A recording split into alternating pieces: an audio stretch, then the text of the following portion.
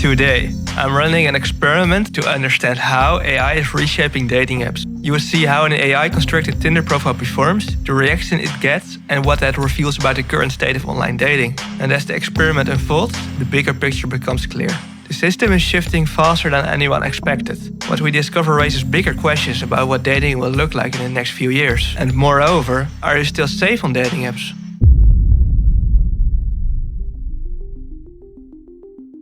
People usually talk about AI in terms of good things. We can be more productive, unleash our creativity, and for some people even a sense of companionship. And sure, we do that every day, whether it is drafting work emails or assisting creators like us with writing and visuals. Even customer service is slowly being replaced by AI. But alongside these benefits, AI is already slowly changing how we communicate. And that shift, subtle as it seems, is exactly why dating apps run in a lot of trouble. Now, to understand why all of this matters, we need to look at how Tinder actually works. Tinder has over 75 million active users worldwide. Around 75% are men and only about 25% are women. Now, men and women behavior on Tinder is quite different. Men swipe right on roughly 60% of profiles, where women swipe right on only 4 till 14%. That imbalance creates very different experiences. For men, it's very discouraging. Experiments show an average male profile receives likes from less than 1% of women. For women, on the other hand, it's overwhelming. A typical female profile might receive likes from over 10% of men. And more importantly, of course, matches don't automatically mean connection. For men, 63% of matches never lead to a conversation. And for women, on the other hand, only 18% of matches remain silent. Overall, just 13% of matches ever turn into a date. And fewer than 5% of Tinder users report finding a long-term relationship through the app. Consequently, average-looking men won't get any attention on Tinder. And the top 10% attractive men will receive more than 80% of all the likes. So, if you're a man, Tinder often feels like a slot machine, one that almost always pays out absolutely nothing. Now, here's the important part. Tinder knows this. That imbalance isn't a glitch, it's the business model. The fewer matches men get, the more they are willing to pay for upgrades. Super likes, Tinder Plus, Tinder Gold, Tinder Platinum. This is why Tinder generated $1.8 billion in revenue last year. In short, the frustration is profitable. And AI is going to accelerate that problem. So, to show you the current state of AI, I want to show you what's already possible. With AI, I can make ordinary photos of myself and make them flawless. Perfect lighting, sharper features, I can put myself in even completely new setting. With just 20 normal images of myself, I can create a model that puts me in whatever situation I want to be, just by putting the right prompt into the AI. But it isn't me. It isn't real. And if one person can do this in a few minutes, imagine what happens when millions of people or even bots start doing the same thing. And then something called the dead internet theory comes in. This theory suggests that a growing part of the internet is no longer driven by real people, but by automated systems, like bots, algorithms, and AI models that generate content, conversations, and activity. Now, the theory is often discussed in extreme versions, claiming that most online interactions are fake. That's not really the point I want to make here. What matters for this discussion is the underlying idea. As AI gets better, it becomes harder to tell what online activity is human and what isn't. And we already see early signs of that. Comment sections filled with generic AI-written replies, reviews that sound polished but emotionless, customer support chats where you're never sure if you're talking to a real person, and even entire social media accounts posting AI-generated photos and text without ever revealing they're automated. That's the core mechanism of the dead internet theory. An internet where human signals get drowned out by machine-generated noise.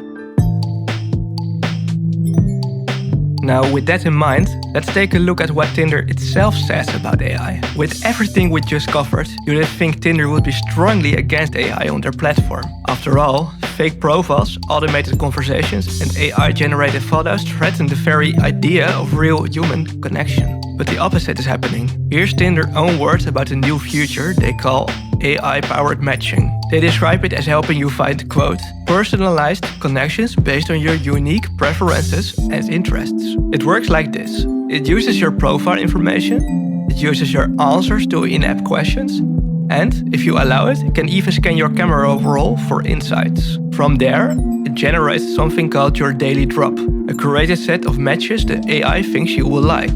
Tinder says it's optional. They say it's rolling out slowly. They even say you can manage or delete the insights it generates about you. But notice what's happening here. Tinder is explicitly training AI on your data, your behavior, your preferences, even your photos, to keep you on the platform as long as they can. This is the clearest signal yet that AI isn't some external threat to dating apps. It's actually just being built into their core. And to be more concrete, I tried to run my own little experiment. Nothing scientific, just to see how people react to an AI-generated profile. I made a new Tinder profile, uploaded photos and the bio that were completely AI-made, and the results were honestly a bit shocking. Over the course of just one day, I received more than 99 likes. Not only that, the account even got a verified badge. Think about that. Tinder's own verification process approved a face that doesn't exist. From the matches I got, over 100 of them, I asked a simple question. What's the first thing that comes to mind when you look at my profile? And out of all of those matches, 0 recognized that the photos were AI. Not one person said, this looks fake or something feels off. Everyone assumed the profile was just me, a real human. And to make it worse, I tried to create an older version of myself. And even that profile I could verify.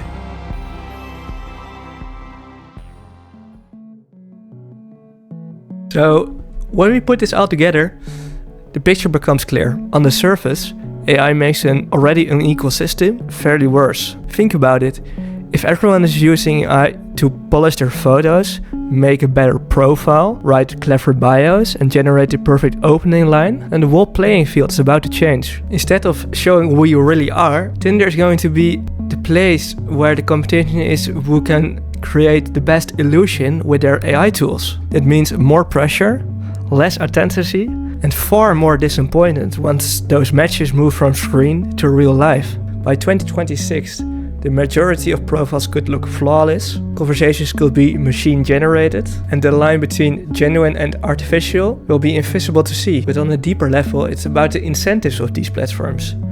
Because what's happening right now, they're not going to change that. The companies behind them don't benefit from solving the problem. They benefit from extending it. AI keeps users engaged, confused, and on the app. And that means the business model works and the human connection vanished. And that means the business works, even as human connections break down. The real danger isn't simply matching with the bot. The real danger here is that the systems around those dating apps, the real danger here is that dating itself becomes reshaped by the system that thrives on frustration and disconnection. And once that cultural shift takes hold, reversing it will be extremely difficult. So the real question isn't here, will Tinder fix this? The question is, how much of our relationships are we willing to hand over to platforms that thrive on our disconnection?